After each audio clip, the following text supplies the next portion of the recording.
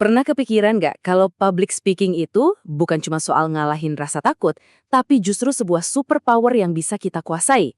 Beneran loh, ini adalah skill yang punya kekuatan buat mengubah dunia kita dengan cara yang sederhana. Oke, kita bakal bedah tuntas soal ini. Coba deh tebak, apa sih ketakutan nomor satu bagi kebanyakan orang di dunia? Sesuatu yang bisa bikin jantung deg-degan, telapak tangan basah. Jawabannya mungkin nggak seperti yang Anda bayangin. Bukan laba-laba. Bukan juga takut ketinggian. Ternyata yang paling ditakuti itu ngomong di depan banyak orang. Kalau Anda pernah ngerasain ini, tenang aja. Anda nggak sendirian sama sekali. Jutaan orang juga begitu. Tapi, ini kabar baiknya. Ini bukan takdir. Ini cuma tantangan. Dan kita bisa loh taklukkan bareng-bareng. Oke, kita mulai dari bagian pertama, rasa takut di atas podium. Kita akan bongkar mitosnya. Karena intinya pun simple, ini bukan bakat lahir, tapi skill.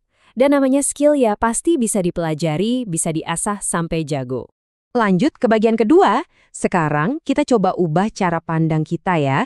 Gimana kalau kita lihat suara kita itu bukan sumber ketakutan, tapi senjata paling ampuh yang kita punya buat bikin perubahan. Jadi, apa sih public speaking itu?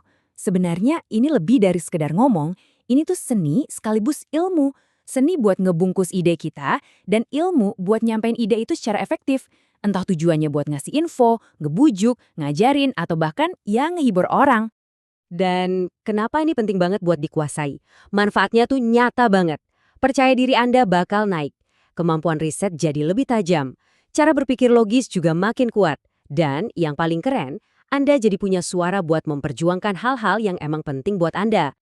Oke, bagian ketiga. Nah, ini dia nih bagian yang seru. Kita bakal bongkar rahasia komunikasi efektif.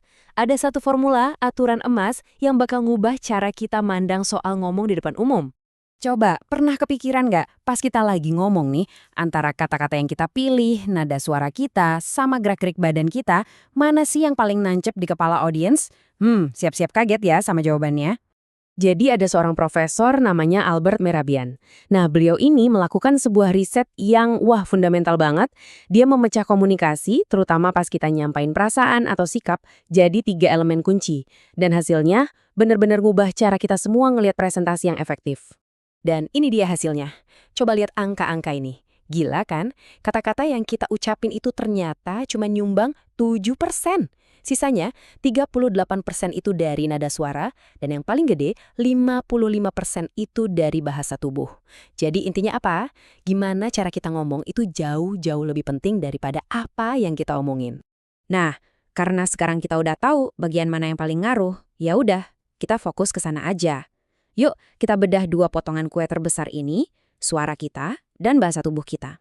Oke, kita mulai dari yang 38% ya, vokal kita. Pertama, coba deh latihan napas pakai diafragma. Dari perut, bukan dari dada. Ini bikin suara jadi bertenaga dan stabil. Kedua, artikulasi. Pastiin setiap kata kedengaran jelas. Dan yang ketiga, ini penting banget, mainin intonasi. Jangan datar, jangan monoton. Anggap aja suara Anda itu musik yang enak didengar. Oke, vokal udah. Sekarang kita pindah ke juara satunya. Si potongan kue terbesar, 55% dari bahasa tubuh kita. Nah, di bahasa tubuh ini ada 2 pemain utama, postur dan gestur. Gampangnya gini, postur itu pondasi, cara badan kita berdiri atau duduk. Ini nunjukin pede atau enggaknya kita. Kalau gestur, itu gerakan tangan dan lengan kita. Gunanya buat apa? Buat nekenin omongan kita, biar lebih hidup. Nah, lihat deh gambar ini. Kelihatan banget kan bedanya? Yang di kiri itu postur yang bikin kita kelihatan ragu-ragu. Bandingin sama yang di kanan. Berdiri tegap, kaki dibuka selebar bahu, langsung kelihatan berwibawa dan pegang kendali kan? Jadi, kunci bahasa tubuh yang pede itu apa aja? Pertama, kontak mata, biar nyambung sama audiens. Kedua, postur terbuka. Jangan silangin tangan ya, itu bikin kelihatan tertutup. Terus yang ketiga, gerakan atau gestur kita harus punya tujuan, bukan cuma gerak-gerak karena gugup. Oke, suara udah, badan udah. Sekarang kita balik ke si 7% tadi. Walaupun kecil, ini kan intinya ya, isi pesan kita. Gimana cara ngerangkainya biar mantap? Nah, ini ada 10 tips praktis. Yang paling awal, kenali dulu siapa audiens Anda, terus siapin pembukaan yang nendang.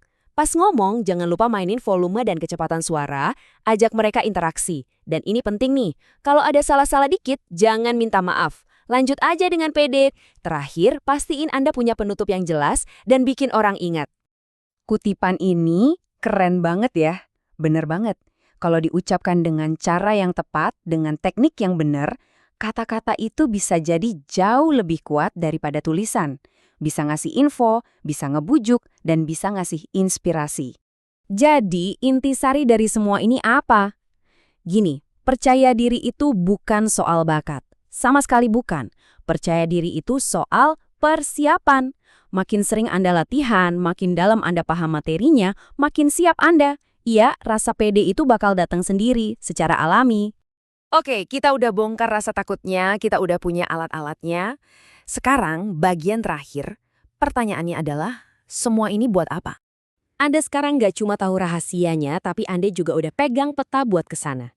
Setiap ide keren yang ada di kepala Anda itu sekarang punya potensi buat jadi pesan yang benar-benar bisa nginspirasi dan ngegerakin orang lain. Jadi, pertanyaannya sekarang udah bukan lagi, aduh bisa nggak ya saya? Tapi udah bergeser jadi, oke, ide apa nih yang mau saya sampaikan? Nah, dengan semua alat ini di tangan Anda, sekarang giliran Anda. Ide hebat apa yang bakal Anda bagikan ke dunia?